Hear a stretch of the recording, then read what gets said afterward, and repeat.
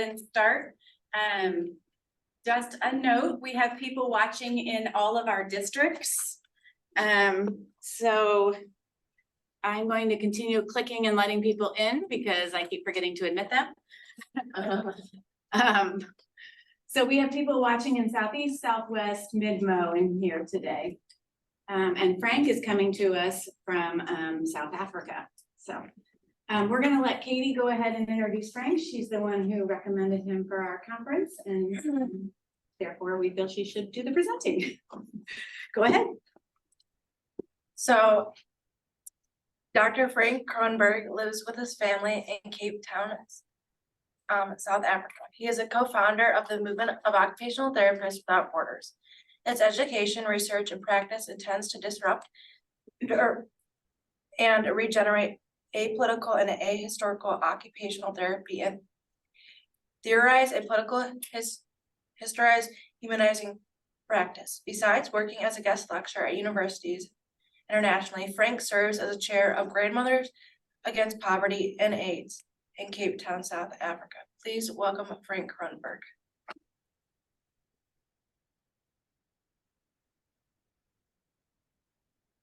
Did you just pass on the mic now? Okay, audio is working well?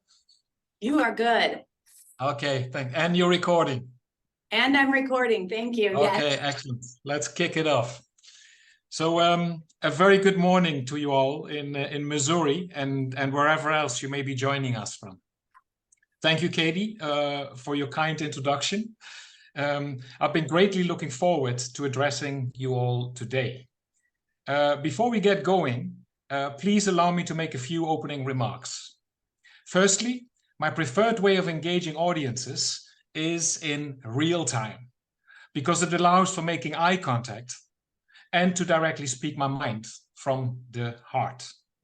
However, attempting to do justice to the carefully prepared complex contents and to honor the time frame that was reserved for this keynote, I will have to mostly read it out from you from our home in Cape Town, South Africa. Secondly, this talk introduces some new or unfamiliar language, and it may at times be challenging to immediately grasp its meanings. Know that this is totally okay. Just let the ideas sink in and process them as food for thought. Just so you know, it is also my intention to develop this keynote into a paper for publication. And thirdly and lastly, cognizant of and sensitive to what appear to be ever deepening divisions in our global and local societies, I wish for this keynote to allow us to suspend our media-fueled knee-jerk reactions to ideas and experiences that may cause discomfort or that unsettle what we believe to know as true. I have learned that disruptions are not by definition negative and to be rejected, but that they hold potential for meaningful personal and professional growth. Oh, not yet. I'm going too fast here. Here we go. The title of this keynote is Hostipitality, a critical appraisal of diversity, equity, and inclusion, or DEI, and occupational justice, OJ. The PowerPoint slides include multiple, at times overlapping images. They are used to mimic the complex, multi-layered nature of the topics that we will be engaging with.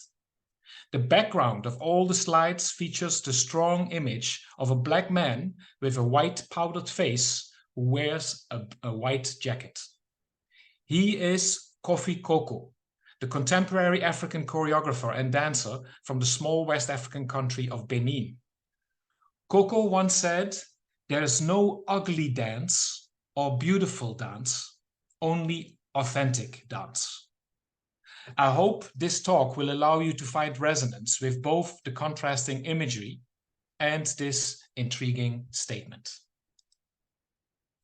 I wish to express my gratitude to all members of the Missouri Occupational Therapy Association 2023 Conference Committee for welcoming me to deliver this keynote, particularly Katie for attending to all the communications that helped to make today happen. So thanks, Katie. I had asked her why I got invited to speak, and she replied, because MOTA had made a commitment to its membership to offer more DEI education each year, and they wanted to kick it off with me. Thank you for your vote of confidence. I hope that my talk will do it justice. The talk constitutes a 5-part conversation. The introduction situates the topic and positions ourselves, that is, myself as a speaker, and from a global perspective, we as occupational therapists and we as humanity. The main contents are organized around the golden circle questions: why, how, what. The why question addresses the relevance of the topic in the context of 2 fundamentally interrelated concerns. 1, the profession of OT not fully living up to its moral duty and responsibility to serve vital needs of society. And 2, the profession of OT still not stepping into the full potential of the powerful idea of OT. The how question critically appraises DEI and OJ through the concept of hospitality, problematizing how the welcoming of diversity appears to be governed by terms and conditions that are set by historically unequal power relations that exist to uphold a system that is exclusionary and unjust by design. The what question speaks to what we can do differently, arguing a case for generating Ubuntu-grounded, humanizing OT identities, knowledges, and practices. We will wrap up with a summary of the main points and a video illustration of what the future of OT could look and feel like. To breathe life into this virtual talk, I have the privilege and pleasure to share with you a short video compilation featuring Grandmothers Against Poverty and AIDS, or GAPA, a Cape Town, South Africa-based non-profit organization that was founded in 2002 by 10 Xhosa grandmothers and a white OT. Because this is very significant, I will repeat the last part of this sentence. I said GAPA was founded by 10 Black grandmothers and a white OT. I did not say a white OT and 10 Black grandmothers. Not the profession, but the idea of OT guides how GAPA works, namely exercising the relational occupational agency of the grannies and strategic partner organizations to shape their personal and community health and well-being through what they are doing together on a daily basis. These collective occupations include regularly welcoming and hosting mostly foreign visitors from far and wide. Earlier this year, on May 2nd, a group of some 30 OT students, faculty members, and a few parents from the University of Alabama, Birmingham, came to visit. This is how GAPA does hospitality. And see, hear, and feel for yourselves what it unleashed.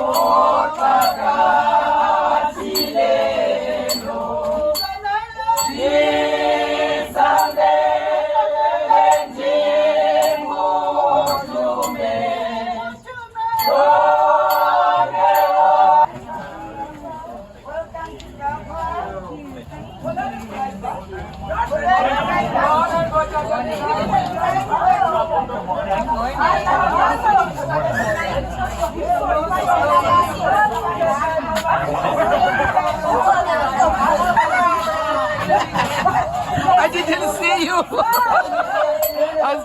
How are you?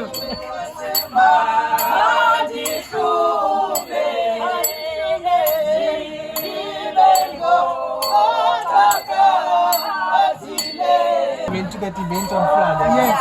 Finally, she said. I was like, no,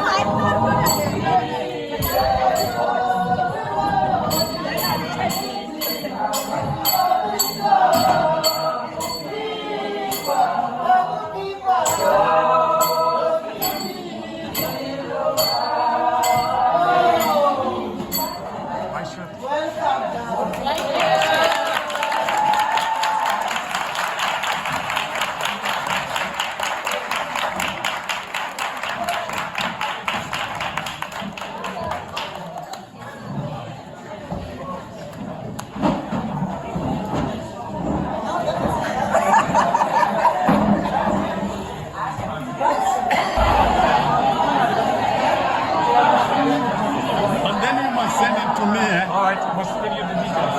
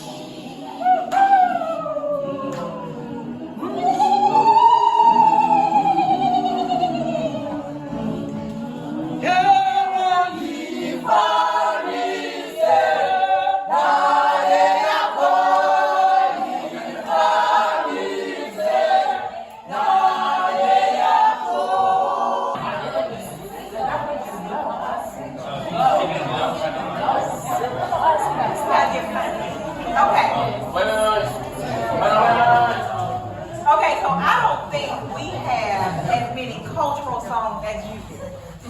But there is one song that some of our students want to sing with you. It is called the National Negro Anthem. It's called Lift Every Voice and Sing. If you know it, join in. If you don't know it, rock like you know it.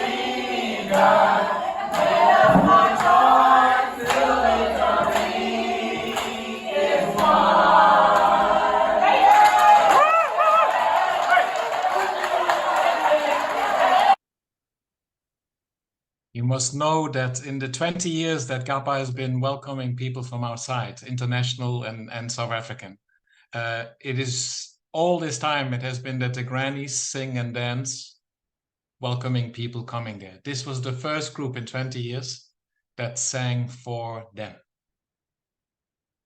When they walked into their yard and then into the building, they have never met each other before. They were total strangers to each other. All of this compilation that you've just seen, it was planned for 2.5 hours because they had a whole itinerary, of course. They were there for 4 or 5 hours. And the way they connected, I mean, this is just a video clip that you've seen, but you picked up that it was like, this became one big group. They were no longer strangers to each other. And I have one of the male OT students sent an audio message to the grannies later that day. Here is the audio message. Hey, Grannies, how y'all doing? I just want to say thank y'all. Y'all made me feel at home as soon as I stepped inside of the building, and I feel so appreciative, and I miss y'all. Actually, right now, I feel like that's the funnest we've had this whole trip in South Africa. It made me feel like I was in America, and I was hugging my grandmother. And when we was making the beads, y'all kept me inspired by telling me to not give up, even though I kept dropping the beads. And I know some of you are going through some health disparities and diseases, and you might want to give up, but I just want to remind you, do not give up. And I just want to say thank y'all, and I love y'all. All righty.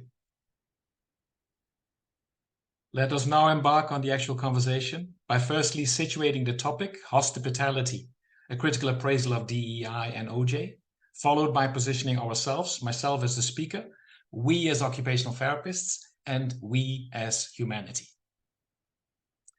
It is all too easy to overlook that the opening word of the title, hospitality, seems to be misspelled, but you must know that this was wholly intentional. The author of this term is the late Algeria-born French-Jewish philosopher Jacques Derrida, also known as the father of deconstruction. The term hospitality merges the words hospitality, being friendly or welcoming to strangers, and its antonym, hostility, being unfriendly or hostile to strangers.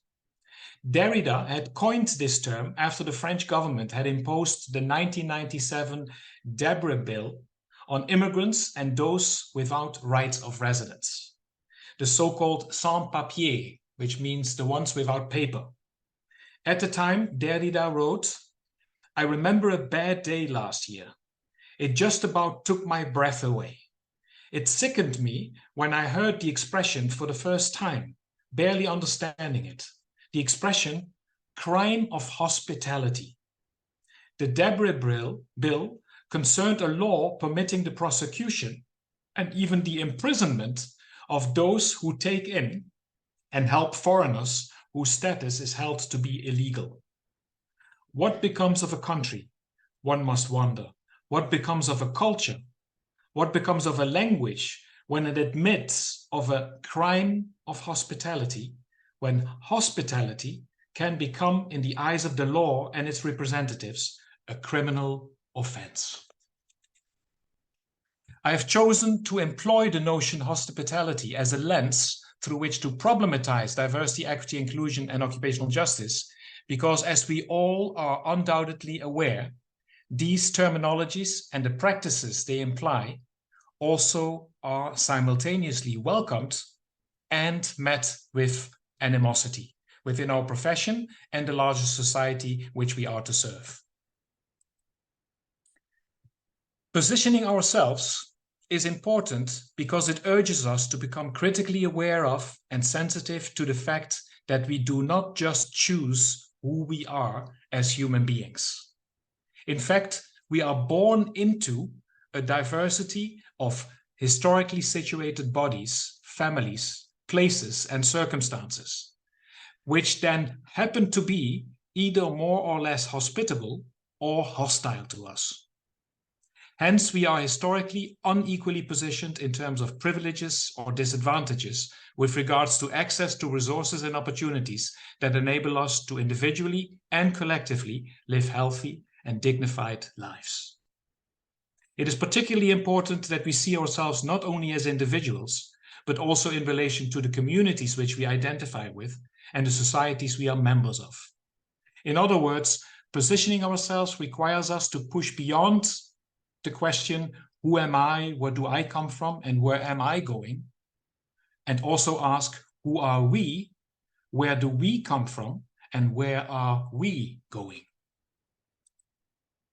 I opt to position myself combining the I and we questions by drawing from the African perspective of Ubuntu, which means I am because we are. Why am I doing this? Because since 2005, as a white Dutch occupational therapist, I am married to Professor Ilelani Ramugondo, a Black South African occupational therapist. And together we have 2 teenage daughters who are of so-called mixed race with dual nationalities.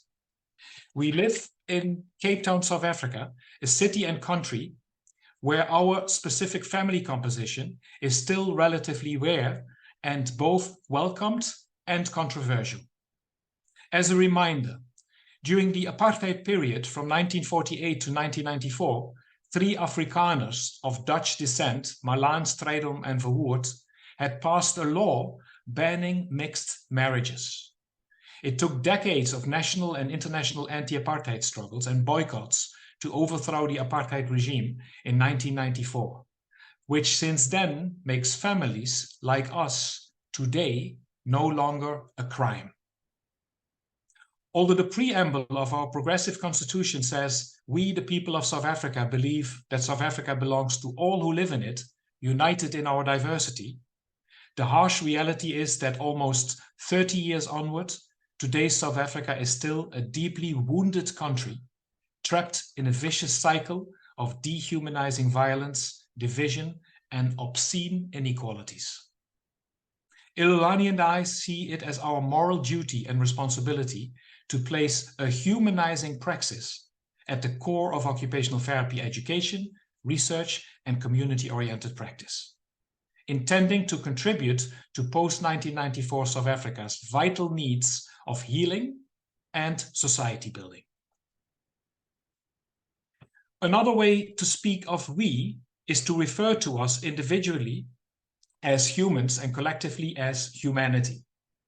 The Worldometer website shows real-time statistics on births and deaths around the world.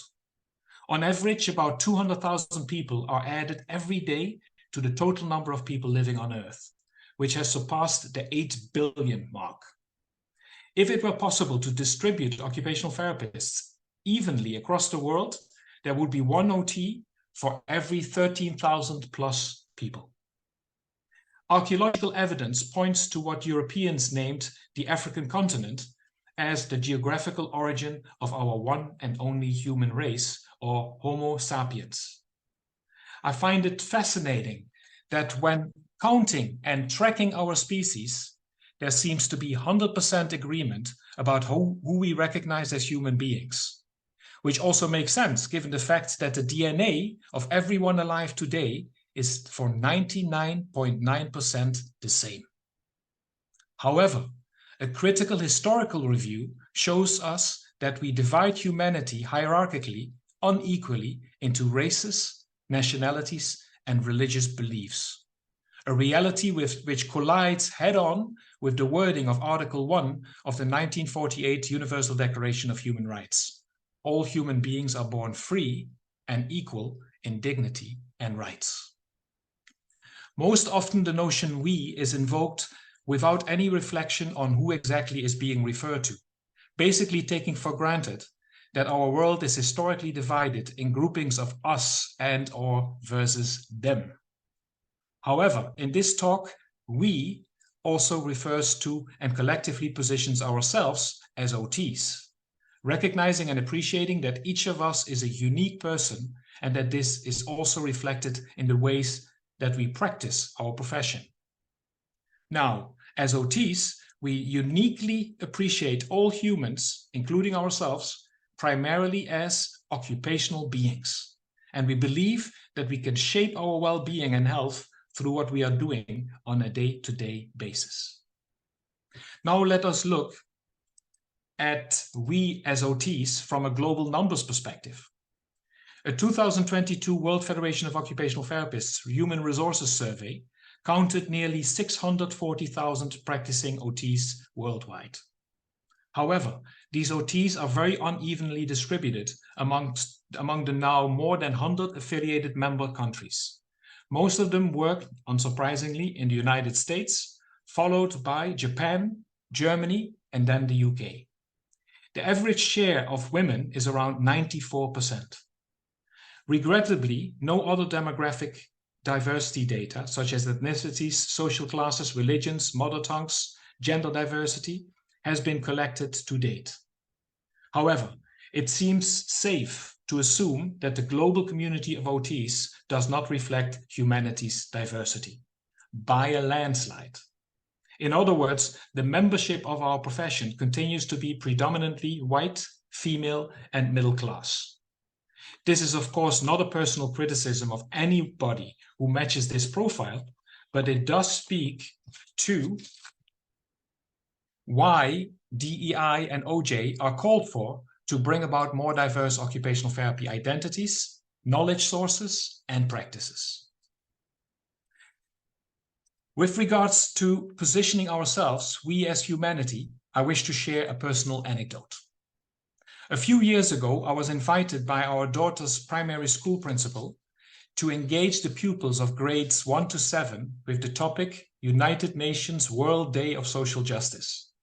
It's an international day recognizing the need to promote social justice, which includes efforts to tackle such issues as poverty, exclusion, gender inequality, unemployment, human rights, and social protections.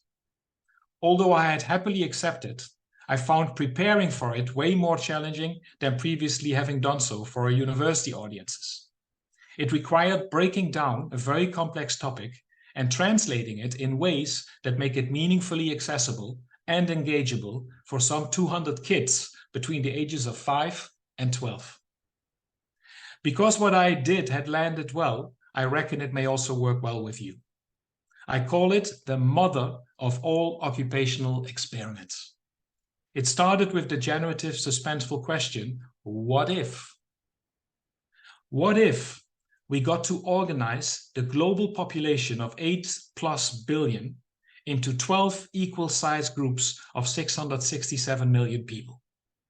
For practicality's sake, following the modern 12-month calendar, each group gets allocated and named after a specific month during which all its members then get to enjoy full human rights, whilst these will be denied during the other 11 months of the year. After a year, once all groups have enjoyed full human rights for only one of the 12 months, they will be asked to share their everyday lived experiences and indicate whether they wish to continue or change this global scheme. If they decide the latter, suggestions how we may go about changing this game plan would be warmly welcomed.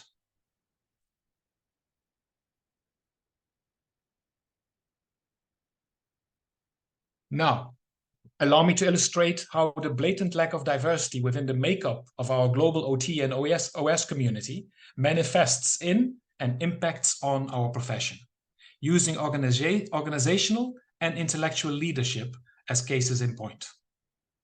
A historical review to date of the presidents of the AOTA since 1917 and the WFOT since 1952 learned that all of them were and continue to be white.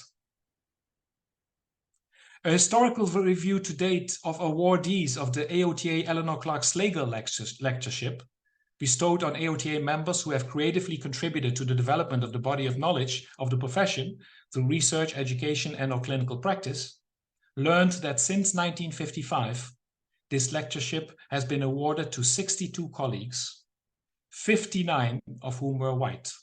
Only one African-American, Lila Lorenz, in 1969, one Mexican-American, Jim Hinojosa, 2007, and one Puerto Rican, Beatriz Abreu. A similar review of the Dr. Ruth Zemke Lecture in Occupational Science, designed as a forum to present visionary, theoretical, and critical analyses of occupational science, shows that of the 20 awardees since 2002, 19 were white. And this pattern will only be disrupted next week, Saturday, 21st of October, when Professor Elelwani Ramugondo will address the Society for the Study of Occupation, also in St. Louis. Just to push our awareness and sensitivities regarding the impact of lacking diversity beyond the important issue of representativity, allow me to draw from Prof. Ramugondo's 2000 master's thesis. Having been the first and only OT that looked like her in the early 1990s, she had set out to better understand her own struggles with becoming an OT at the University of Cape Town during that time. Her OT Masters focused on how students with a distinctly different ethnic cultural background had experienced their journey of becoming an OT, which was described in terms of having to leave important parts of who they were, what they valued, believed, and knew, including their home languages, outside of the classrooms, because the curriculum was dominantly white Judeo-Christian Eurocentric. In other words, to become OTs as Africans, they had to think, believe, speak, and do as whites. Perhaps this necessarily unsettling realization may allow you to make a connection with the background image of and the statement by Kofi Koko. The introduction section established an important foundation for now kicking off the first of the 3 golden circle questions. Why is it relevant that we critically appraise DEI and OJ? I will engage this why question in the context of 2 fundamental interrelated concerns about our profession of OT. Firstly, I pose that we are not fully living up to our moral duty and responsibilities to serve vital needs of society, arguably our ultimate purpose. Secondly, we are also still struggling to connect with and tap into the full potential of the powerful idea of OT. Following unpacking these 2 concerns, I will offer a brief historization of the origins and evolution of DEI and OJ.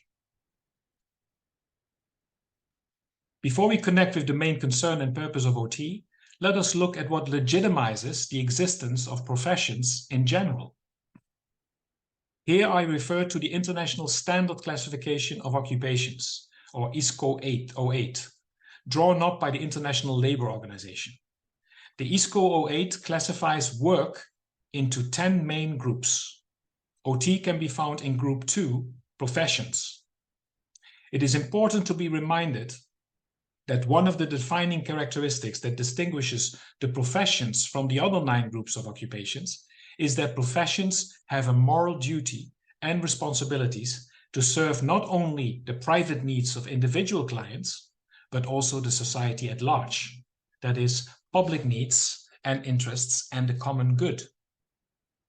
Mary Riley, in her 1961 landmark Eleanor Clark Slager lecture, articulated the main concern and purpose of the profession of OT in terms of meeting vital needs of society through occupation. And the AOTA 2017 Centennial Vision tweaked this into meeting society's occupational needs. However, an honest critical appraisal of the extent to which our OT profession lives up to the above mandate would require us to have conceptual and practical clarity regarding what we mean by society. Troublingly, the notion society continues to remain undefined and under-theorized. I anticipate that this may, at least in part, be due to our institutionalized, non-political approach to who we are and what we do. By this I mean our work focuses predominantly on enabling the functioning of individual clients, that is, those who can afford us, in their everyday social contexts. We are not also preoccupied with whether the society within which people struggle to function or participate may actually be dysfunctional and harmful and in need of changes. I want to argue that serving the public good of society requires a political appreciation of humans as occupational beings and health. This calls for a shift of concerns from how are you doing functioning as an individual to how are we doing living together as communities and society. Needless to say, fulfilling this moral duty and responsibilities poses an enormous challenge, if we even just think about how this can be done. However, think of what is at stake here. If we do not also focus on serving society as a whole, would the very existence of our profession, not at least partially, lose its legitimacy? Alongside the often anxiety-provoking question, what is OT? Ongoing wonderings about the full untapped potential of OT may indeed constitute our profession's most consistent and enduring preoccupation. what has not only prevented me to throw the towel early on during my study to become an OT, but in fact made me stay plugged in with a passion, was an aha moment during watching the 1979 documentary Mao to Mozart, when the late great violinist Isaac Stern, during a visit to China, was asked the question, what is music all about? Before beautifully and persuasively responding musically on his violin, he said, the instrument is not that important. It is only a means to an end. In other words, you don't use music to play the violin, you use the violin to play music. What is music all about? 要知道音乐是些什么，这些音乐是关于什么。 The instrument is not that important. 乐器不是那么重要的， It is only a means to an end. In other words, 这是个手段，达到目的的一个手段。 you don't use music to play the violin, you use the violin to play music.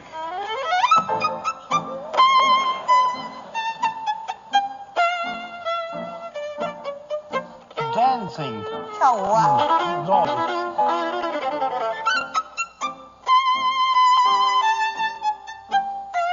足够的。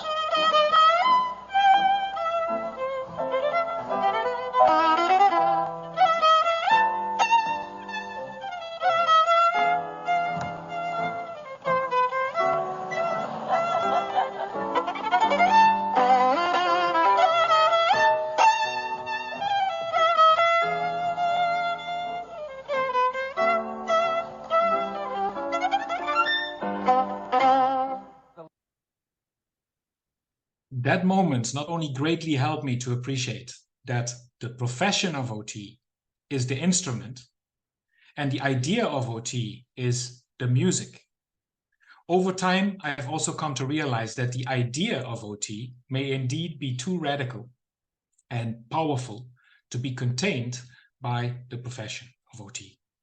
The idea is also like a bird that is to fly and sing freely, whereas the profession is an institution that is governed by systemic forces which can be cage-like, restricting towards what ends we can occupy the idea of OT in our everyday practices. This second fundamental concern, our ongoing collective struggle to connect with and tap into the full potential of the idea of OT, also warrants a critical appraisal of DEI and OJ.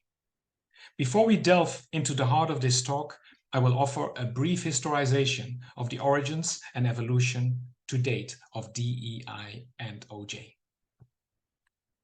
DEI refers to organizational frameworks used mainly in the workplace to guide policies and programs which seek to promote equal representation, fair treatment, and full participation of all people, particularly groups who have historically been underrepresented or subject to discrimination, most often on the basis of othered identities. That is, identities that differ from the dominant demographics that make up professional and corporate workspaces and cultures. The DEI movement in the United States is not new. DEI has its roots in the 1960s civil rights movement and has grown to include gender, sexual orientation, religion, country of origin, and other identities. The focus in the 1960s into the mid-1970s was on tolerance, meaning the acceptance of integration of workplaces, schools, and communities. From the mid-1970s into the 1990s, the focus was on multiculturalism and being aware of the achievements of various racial and ethnic minorities. As the demographics began to shift and there were projections about majority-minority culture by the 2040s, the emphasis has been on inclusion and equity. Since the early 2010s, there has been an increased emphasis on accountability to ensure that the diverse groups are represented at all economic and social levels, often using social media to hold government, corporations, and civil society accountable. Occupational justice is a term coined by the late Australian OT and occupational scientist Dr. Anne Wilcock and Dr. Liz Townsend from Canada. As part of the research in preparation for this talk, I connected with Dr. Townsend via Zoom and she generously shared the following thoughts on the origins and evolution of OJ. When Anne and I first met in 1997 in South Australia, we discovered a strong synergy of ideas about justice and occupation, and the convergence of those interests in what we began to describe as occupational justice. In sharing our visions of an occupationally just world, we were raising questions about how individuals and populations could flourish as equal citizens in daily lives comprised of health-building occupations. Occupational therapists are just awakening to issues of injustice and human rights as features of our practices. We can prompt our awakening by always asking why our clients are poor, or why our clients with disabilities need to struggle without the best services, particularly when they are also struggling with racism and sexism. There's so much we could do with a broader view of our work and a social vision of changing the world, beyond the individuals who are referred to us. What underscores the importance of DEI and OJ frameworks is the recognition that the current dominant white middle-class female demographic lacks the intergenerational and ancestral lived experiences to understand and respond to a diversity of local and global societies' needs. And the full potential of the idea of OT quite possibly has not yet been tapped into because it was pursued from a narrow, exclusive set of humanity's diversity demographics. After considering why the topic is relevant, linking the ultimate purpose of our profession of OT, namely serving the society at large, public interests and the common good, with the untapped full potential of the idea of OT, against the backdrop of rights-based origins and evolution of DEI and OJ, we now delve into the heart of this talk, the process-oriented question, how are DEI and OJ problematic? We are going to critically appraise DEI and OJ through the Derridean concept of hospitality, which, as we have seen earlier, is intentionally misspelled to keep us aware of the perpetual risk of treating strangers, or in DEI and OJ speak, groups who have historically been underrepresented or subject to discrimination, who are now to be welcomed with hostility within our workplaces and the society at large. Or, as our Zimbabwean OT colleague Tongai Chichaya succinctly put it, okay, so now we are invited, but to whose table? I will identify and elaborate on 3 main points of critique or concerns, however, without claiming that these are the only or most important issues that can be considered. These points are basically chosen as triggers for further dialogue, discussion, and debate. In brief, the 3 points are: DEI and OJ are based on the false premise that being human is a given instead of a political potentiality. DEI and OJ can fall prey to the inhumanity of radical individualism. And lastly, DEI and OJ neglect historical harm done by dehumanization. As we already briefly touched on during the positioning ourselves part of this talk, we humans are born into historically situated bodies, and a world that unconditionally welcomes some, whilst others are at best welcomed conditionally, or at worst treated with hostility. In other words, whilst DEI and OJ appear to embrace Article 1 of the Universal Declaration of Human Rights, all humans are born free in dignity and rights, an honest critical review of human history, let's say since the so-called discovery, or more accurately put, the conquest of the Americas in 1492, learns that being human is not at all a given, manifesting a consistent pattern of dehumanization dynamics, where OT-OS concept of occupational apartheid has urged us to come to terms with already since 1999. The modern world we live in today was intentionally made to serve particular demographics or masters. The French Martinique-born psychiatrist Frantz Fanon offered a diagnosis of our modern world, describing it as being divided along what he called the racialized line of the human. He named the space above that line the zone of being, often associated with the notion whiteness, and the space below the zone of non-being associated with blackness. Whereas the humanity of the ones who are born in the zone of being is acknowledged, the humanity of the ones born in the zone of non-being is questioned or altogether denied. Allow me to offer concrete, historical, and contemporary illustrations of how Fanon's framework can help us to make sense of my concerns that DEI and OJ are premised on the historically false assumption that being human is not a given. It is most often conveniently forgotten or denied that the United States of America is a settler colonial country, as is South Africa. European settlers invaded, occupied, and colonized the lands of indigenous peoples, pretty much had it built by captivated enslaved Africans, and both these populations had been and to some extent still are treated with hostility, which is also referred to and explained as systemic racism. Then, during the early 1900s at Hull House, early pioneers of what in 1917 became the profession of OT had engaged in population-based practice, working with European immigrants. They had crossed the Atlantic hoping for opportunities to build a better life for themselves.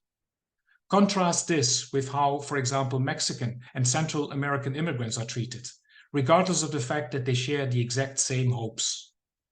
Are OTs even working with these populations, or would doing so also constitute a crime of hospitality? Arguably, DEI and OJ were conceived and are endorsed within the zone of being, and their conditional hospitality, make yourself at home, is extended to other humans in that zone from the master's house, be it the country, state, city, neighborhood, workplace, a profession, or the society at large. However, others' identities from the zone of non-being continue to be treated with hostility. Very much in line with the virtual absence in our OT and OS discourses of conceptual and practical understandings of community, society, and humanity, the dominant cultural narrative of the United States of America, which was founded on key tenets of Western modernity, is firmly rooted in rugged or radical individualism. This principle can be understood as a cultivated predisposition of caring about protecting personal liberties over the health of communities, society, and humanity at large. DEI and OJ are also very much a product of this individualistic mindset, given that they were not conceived and employed to help understand and address the seemingly increasing polarization of society, one that is founded on an every man for himself strategy. This puts us at risk to fall prey to enacting inhumanity, being in the world and acting without consideration or compassion for the discomfort or pain of strangers, an escalation of which may generate atrocities, barbarism, brutalities, and the horrors of war.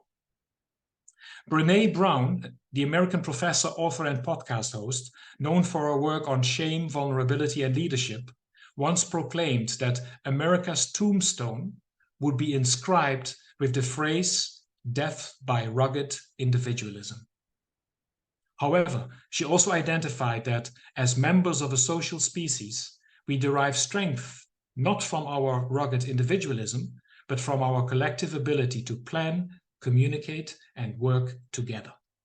Our neural, hormonal, and genetic makeup support interdependence over independence. Occupational apartheid identifies neoliberal capitalist individualism as the possibly worst form of segregationism in human history, considering that it obstructs humans from becoming human and nations from becoming societies. It is therefore not surprising that we have to date not defined and theorized society and humanity. But how then can we know whether we are serving its health and well-being? Given OT's mandate of advancing people's health and well-being, a third point of concern regarding DEI and OJ that I wish to elaborate on is an apparent neglect or oversight of the historical harm that was done, and that may unintentionally be perpetuated by centuries of dehumanization. This superiority-inferiority unequal power relations dynamic arguably underlies and operationally constitutes our exclusionary, unjust political, economic arrangements and practices. I know, a mouthful of big words, but just let them sink in, and treat them like food for thought. As DEI and OJ are currently explained and implemented, they seem to be designed to treat symptoms, not to diagnose and address causes. The late Indian philosopher Jiddu Krishnamurti once asserted that it is not a measure of health to be well adjusted to a profoundly sick society. By simply, although it never is, making workplaces diverse and inclusive by creating the right environment where people feel comfortable working together collaboratively and effectively without judgment, a fundamental question that remains unaddressed is, towards what ends are we occupied in our diverse and inclusive workplaces? This is ultimately about the need to establish conceptual and practical clarity with regards to our moral duty and responsibilities to not only serve private clients, but also public needs and interests or the common good. Now, so what can we as OTs and we as humanity possibly do to get to work with the three identified DEI and OJ concerns? Requiring us to acknowledge and resolve that being human is not a given, but a political potentiality that is to be enacted, urging us to conceptually and practically understand society, community, and humanity, and calling us to position and prepare for the generation of humanizing and healing OT identities, knowledges, and practices, to help address existing and mitigate the re-infliction of historical traumas of dehumanization. We cannot avoid acknowledging and grappling with the better angels and worse demons of human nature. I propose that the key to unlocking the very best of our humanity and OT potential might be the African relational ethic of Ubuntu, which is premised on the idea that we humans cannot be human by ourselves, but we become human through how we relate to and interact with one another. It urges us to push beyond identity politics and to cultivate and advance we-identity politics. There exists no intentional OT praxis without a minimum level of theorization of what it is to look like and accomplish. I provide a conceptual framework through which to appreciate the what of OT differently, building on the being human is not a given and the need to cultivate humanity, and yes, that's a made-up word, but you get it, sensibilities. Sensibilities instead of sensibilities. You get it, right? Deeds referring to occupation, to something that is to be done, ability to something that can be learned, and sense to what makes sense. You get it, right? And then the contrast, insensibilities and sensibilities. I rather serendipitously came across one explicit reference of humanity terminology in relation to occupational therapy in the 1972 book Moral Treatment in Community Mental Health, which was written by the late New York-based psychiatrist Jason Bockhoven. He dedicated an entire chapter to our profession, from which I wish to share two phrases. He said, occupational therapy is a neglected source of community rehumanization. And occupational therapists could and should assume effective leadership roles in humanizing American occupational life by emancipating it from standardization and conformity. This is not an OT, this is a psychiatrist who must have worked with some damn good OTs, because he was seeing this as the potential, this untapped potential of occupational therapy. Now, my 2018 doctoral thesis proposes that instead of working with two interrelated core concepts, human occupation and health, here we depart from appreciating the relationships between three core constructs: humanity, occupation, and health. This proposal positions the north of our profession's moral compass in the south, allowing us to be guided by Ubuntu, not an individualistic, but a radical relational understanding of being human. It is suggested here that what people do every day manifests on a continuum of individual and collective insensibilities and sensibilities, which respectively either negate or affirm our humanity and consequently cause harm to or advance our health and well-being.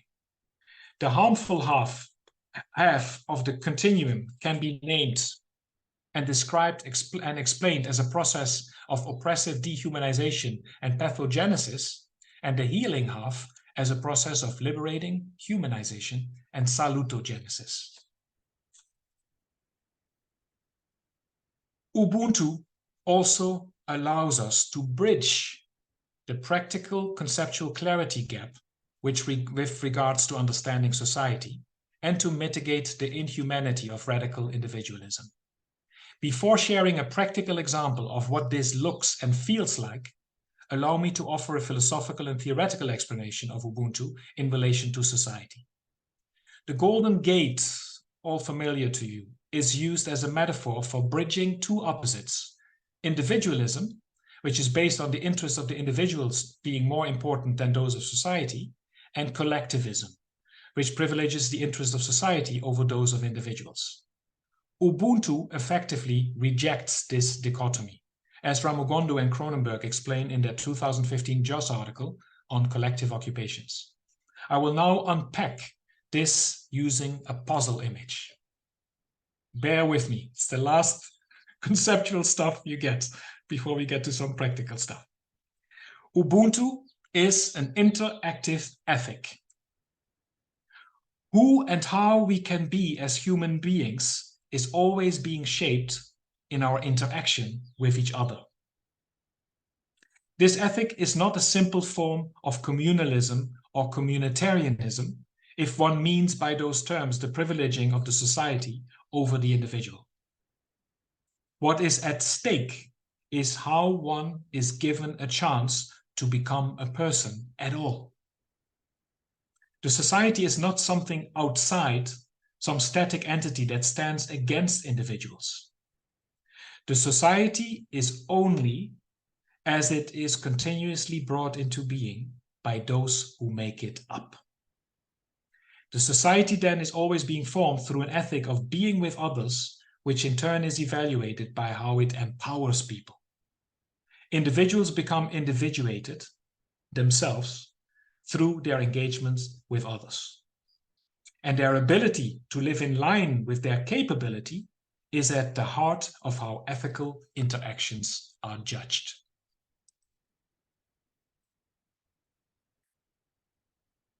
So, what does it look and feel like when Ubuntu guides tapping into the full potential of the idea of OT?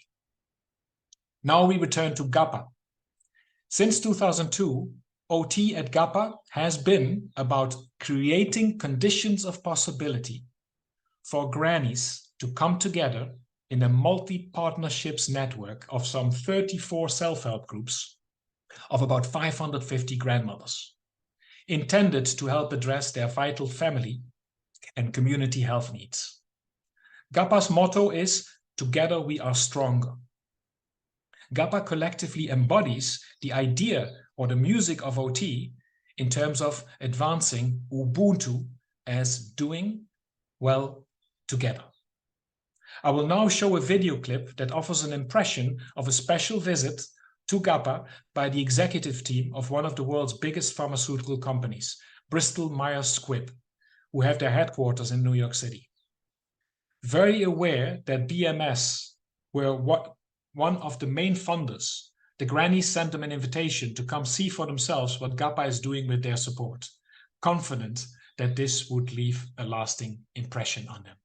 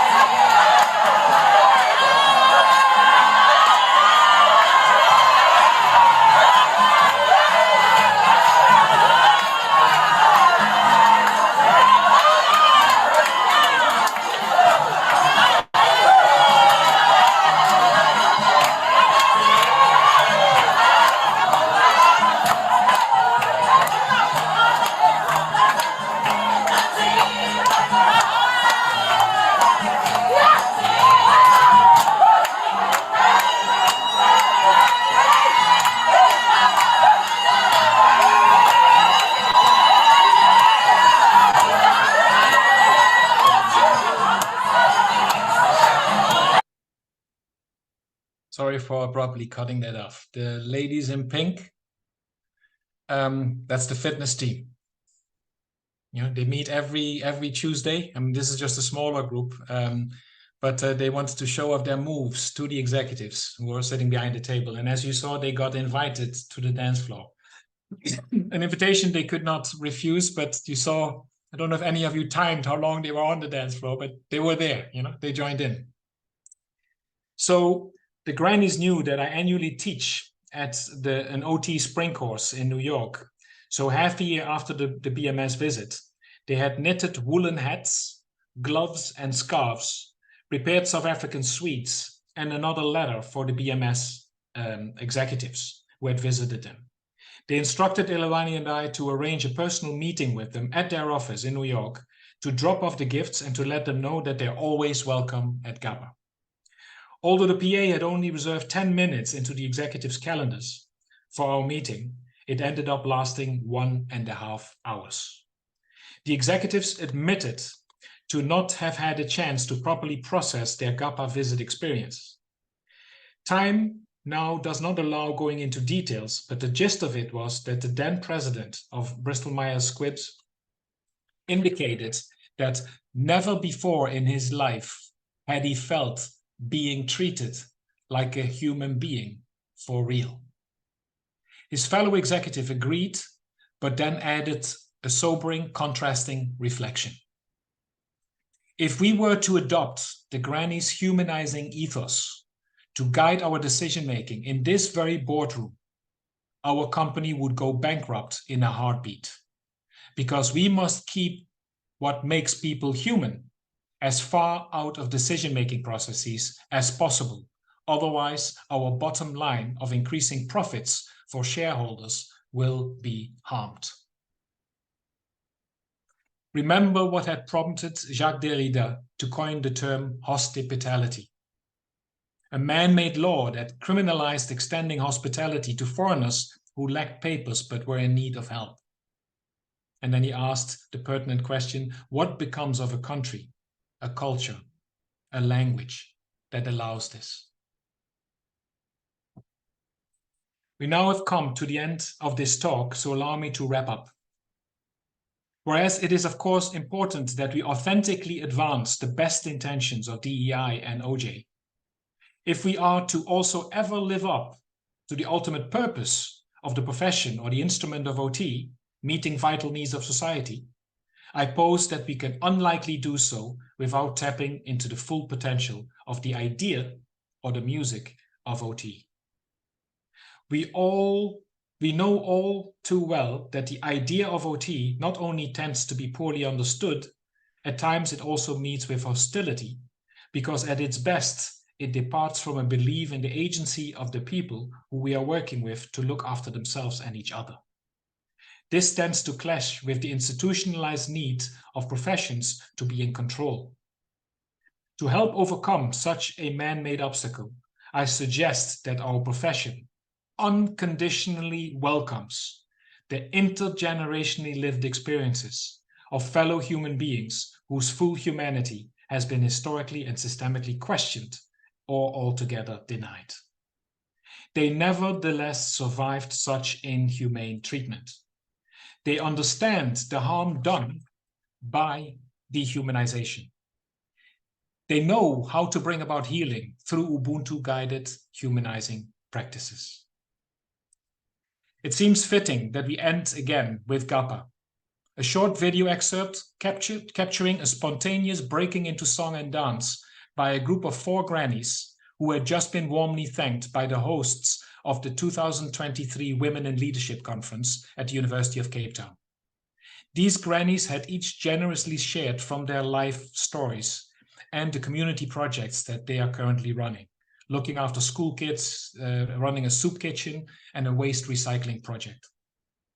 The song they started is named Kubi Kubi Kubi Yo. It originated during the anti-apartheid struggle, but tellingly, it continues to resonate, mobilize, and uplift, even at the most difficult times, to keep strong and going. This song made so much sense as it soothed the wounds and heartaches of everyone in the room instilling hope that whatever we are going through, we should keep moving forward, as forward is the only direction.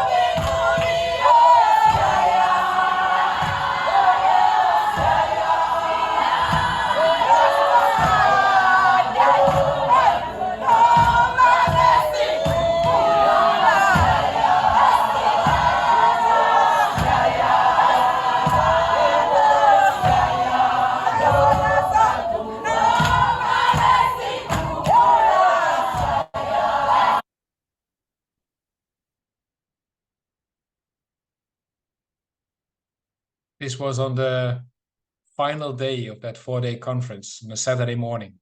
And every day, the day was opened by a minister, a national minister of one or the other department. And so it was a very high profile conference, but everybody agreed, everybody agreed that what had the biggest impact on learning about leadership, women in leadership, was the grannies. They originally worked hard to prepare to present in English.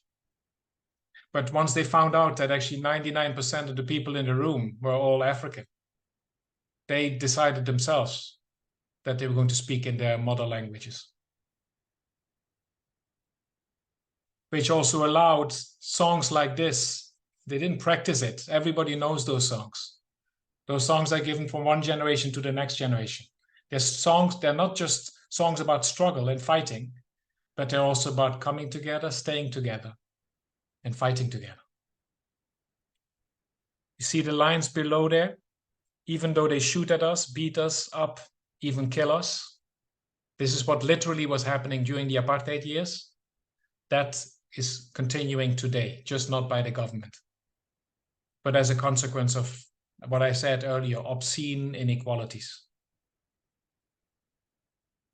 We know about a war that is going on, right, in many places in the world, but the ones that get most coverage in the media is in the Ukraine with Russia and in Israel against Hamas. Right, those are the two that are most foremost on our radar, even though there are multiple places in the world where wars are going on and have been going on, some of them for decades. I don't know if you picked up earlier on, there was one slide where there was an overview of vision statements and vision and mission of occupational therapy since the beginning of the 20th century.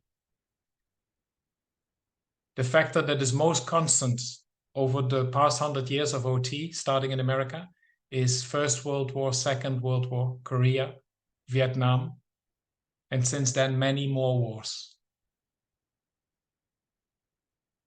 And occupational therapists, traditionally, if at all, when we come in, we are called in when the damage is already done. Our OT training is not preparing us to be part of initiatives or movements or whatever it takes to prevent the damage from happening in the first place. Towards what ends? We are all occupied as humans. That's what we believe, we OTs. But towards what ends? Towards what ends? I thank you all for your attention and your interest. And I regret that it was impossible to actually see your eyes, see your facial expressions, read your body language as I was sharing. Because if we were to do something like this live, I don't think I would have been able to just continue through until the end. Because I would then work with whatever it is that I'm reading in the room, how you're responding to what is being shared. You know, so now I'm left with many question marks, but maybe you also are sitting with many question marks. I don't know how much time we have. I'm happy to stop sharing and to open the what do you call it? Like the screen here. If there is some time for anybody to make any comments or ask a question. I indicated to Katie a couple of days ago, I said I would be very, very happy if anybody's interested at another moment, maybe with more time and after you've had a chance to maybe process some of the contents, to just say like, hey, you know, let's pick a date and a time. It's 7 hours later here, so it's early end of the afternoon here.